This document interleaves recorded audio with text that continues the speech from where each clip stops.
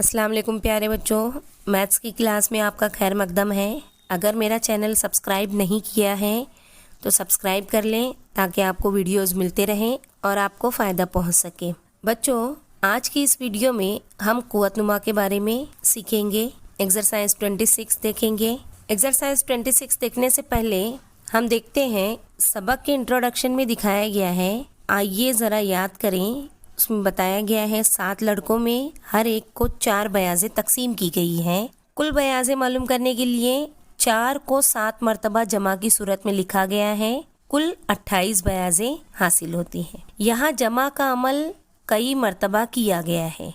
एक ही अदद की कई मरतबा की गई जमा को हम ज़र्ब की सूरत में लिख सकते हैं। 4 ज़र्ब 7 बराबर 28। हमें कुव्वतनुमा के बारे में सीखना है। कुव्वतनुमा में जो भी अदद लिखा होता है कुव्वतनुमा की सूरत में, नीचे का जो अदद होता है उसे कायदा कहते हैं और जो ऊपर छोटा अदद लिखा होता है उसे कुव्वत कहते हैं।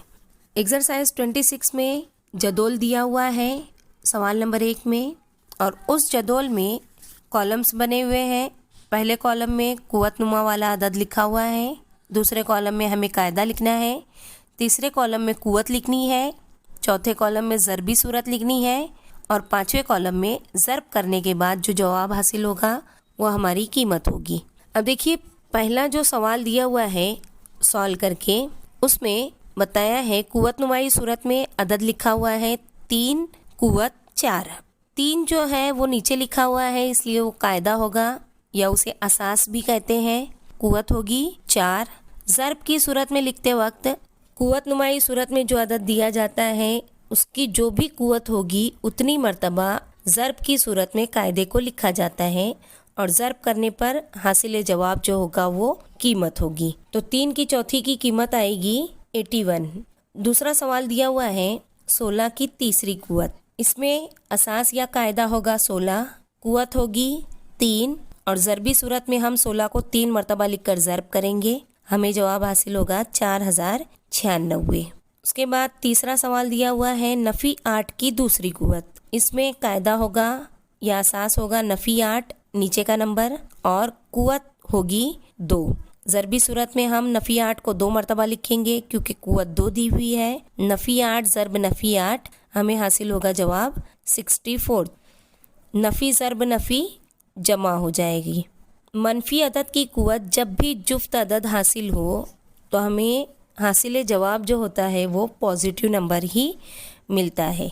चौथा सवाल दिया हुआ है 3/7 की चौथी कुव्वत।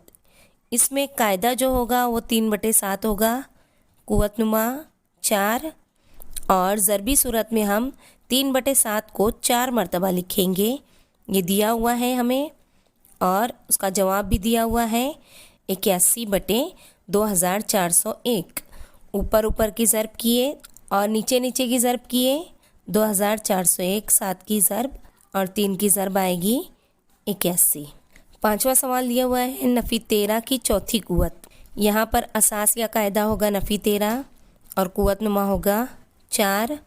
नफ़ी 13 को हम 4 मरतबा लिखकर ज़र्ब करेंगे। नफ़ी 13 ज़र्ब नफ़ी 13 ज़र्ब नफ़ी 13 ज़र्ब नफ़ी 13 और कुव्वत जुफ्त अदद है, इसलिए जवाब जो हासिल होगा हमें वो पॉजिटिव नंबर मिलेगा जमा की अलामत के साथ। हमारा जवाब होगा 28,561। बच्चों, सवाल नंबर 2 में कीमत मालूम करनी है हमें।